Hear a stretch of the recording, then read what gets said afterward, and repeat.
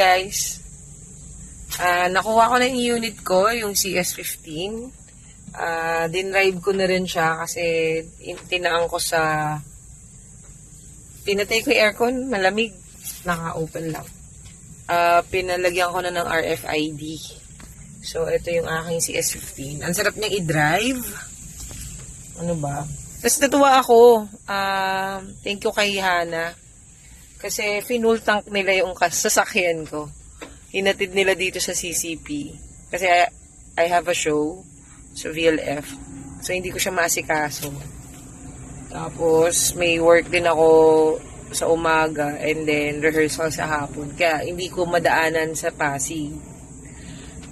Alam nyo, okay sa akin yung service doon sa Tiangan Pasig. So, ito yung aking user manual. Ayan. Ang pangalan nitong car ko ay Prince nung una kasi lumabas yung movie ni Michael.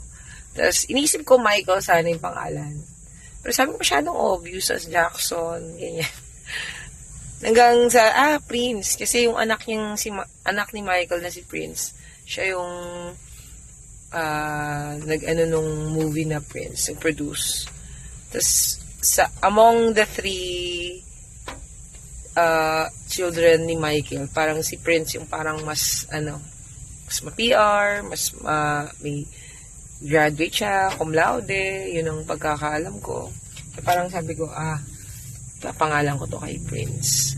Tapos, na-miss ko yung pangalan ng old car ko, si Anne. So, dinugtong ko na. Prince Anne. So, susunod na ipopost ko, ipapakita ko sa inyo yung, ayan, naka-plastic. Bakit China car? I don't know. Dati nung una ayoko eh. Siguro na boring na ako dun sa mga design. Though sasabihin syempre nung mga nandito, yung mga makakapanood na naku, umanda ka yun sa pyesa. So, iniisip ko naman na baka the time na siguro pag tumanda na to, baka may pyesa na. Kasi etong Tiangan CS15 dito sa Philippines since 2020 pa. So, ang akin, possible, may pyesa na yan. Tsaka meron naman na ang gusto ko dito sa Tiangan, affordable. Ang ganda. I hope matagal lang pagsamahan namin. Papakita ko sa inyo yung iba pa niyang feature. Sobrang lamig. Tapos, ang tahimik sa loob. Naririnig mo yung mga cars, pero nung kinlose ko tong sobrang lamig. Malamig din naman yung Mitsubishi, pero nakakatuwa tong kotse. Parang small but terrible, like me. Kaya din, Prince Anne ang pinangalan ko dito. May kukunin ko yung rosaryo ko sa bahay. Kakabit ko lang sa dito sa mamaya. And may RFID na siya. Ay, happy na may bago na akong sasakyan. Sa dami ng pinagpilian ko, ito yung mas parang mas nagkaroon ng tatak sa akin. Bakit hindi yung malalaki? Wala akong parking na pang malaki yan. At the same time, syempre yung maintenance, lagi kong iniisip after sales, 'di ba? Buksan na natin yung aircon. Umiinit na. Kanina kasi sobrang lamig. Umulan. So, ayan. Masado naman natin. Sakit na ako kasi may show ako ng 2 p.m. Ayun. Ano ba yun? Ang dami ko iniisip eh. Siyempre, pag bibili ka ng isang gamit, kailangan, kaya mo siyang i-maintain. So, yung old car ko, pinamana ko na sa brother ko, though babayaran niya yun sa akin. Kasi pandadagdag ko dito ng monthly. So, ayun. I hope matagal siyang, alam mo na. Maganda yung car na to.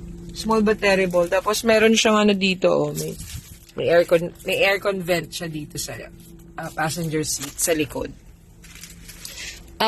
Sa capacity ng car sa likod sa passenger, 3 lang talaga yung kasya. Unlike sa Mitsubishi. Yun lang naman, medyo masikip. Pang-4, nakatao masikip na.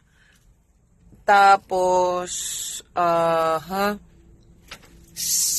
sa luwag, sakto lang. Maliit lang naman akong babae. Tapos, ayun. I hope matagal lang pagsamahan namin ito. Kasi, syempre, pag yumaman ako, syempre, marami akong car. Pero hindi ako ganun eh. Yung pag dumaming pera, hari nawa, diba? Bili na bili ng gamit. Naisip ko kasi bakit ako bibili ng kotse. Ang hirap-hirap na nga ng panahon ngayon. Sabi ko, ang tagal kong pinag-isipan, sumasakit na nga ulo ko kakaisip. Diba, parang matagal na kasi yung old car ko, nasa 13 to 14 years na siya. Parang sabi ko, it's time na ma-experience ko yung I'm getting old and then I'm working too hard para hindi ko ibigay sa sarili ko yung para sa akin. Tsaka pag yung old car ko, pag pinamaan ako, ayoko din naman na masyado na siyang matanda, tapos madami ng sira, tapos kawawa naman din yung, 'di ba, yung kagaya ng kapatid ko. Madami na rin kasing ire-repair doon. Kasi nung pina-repair ko yun, niloko ko nung mekaniko. So, ang laki ng nilabas kong pera. Almost 200K. Tapos hindi siya nagawa. Iwasan nyo yun yung Larry. Dati siyang nagtatrabaho sa Apollo. Sinira niya yung kotse ko, hindi niya ginawa. Kaya, para ako nanlamig doon sa sasakyan kasi parang naaalala ko yung ginawa niya. Anyway, eto, may bago na tayong sasakyan, may bago na tayong service. At this is Prince Anne. Thank you. Ipapakita ko yung ibang features nito sa susunod. Pero sa ngayon, sinishare ko lang sa inyo na kasi pinanood ko rin kasi paano, yung ano bang reviews ng Chang'an. Wala akong nakitang pangit na reviews sa Chang'an. Ang gusto ko sa kanya, maganda tapos mura. Kasi mabait din yung nakausap kong sales executive, si Hana. So, comment kayo kung gusto nyong makuha yung number ni Hana. Kasi, pinagtsagaan niya talaga ako kontak eh. Sa totoo lang, ayoko na nga itong kunin eh. Kasi nga, parang feeling ko, na panahon ba para kumuha ng bagong kotse, mga ganun. Ayun. Maraming salamat sa panonood. At sinishare ko lang sa inyo yung aking kaligayahan na may bago na akong sasakyan. So, ayun. May show na ako, kaya aakit na ako. Thank you. Bye-bye.